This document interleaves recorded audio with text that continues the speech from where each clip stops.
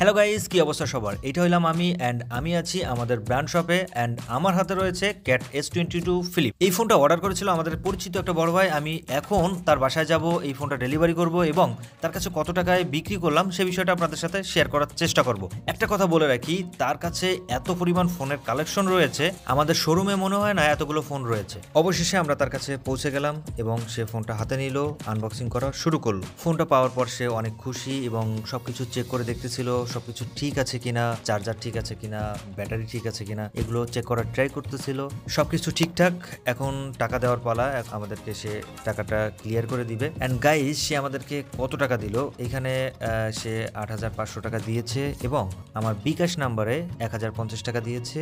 যখন ফোনটা অর্ডার করেছিল তখন সে ২০০০ টাকা দিয়েছিল। টোটাল ১২,০০০ টাকা দিয়ে সে এই ফোনটা পারচেস করেছে। আমি তার সাথে কিছুক্ষণ কথা বলে যা বুঝলাম, নতুন কোনো প্রোডাক্ট মার্কেটে আসলে সে ওইটা কিনবে, যদি তার কোনো ওল্ড মডেল পছন্দ হয় সেইটাও কিনবে। আমার এই বড় ভাইয়ের মতো কে কে আছেন এরকম, অবশ্যই কমেন্ট সেকশনে জানাতে ভুলবেন না।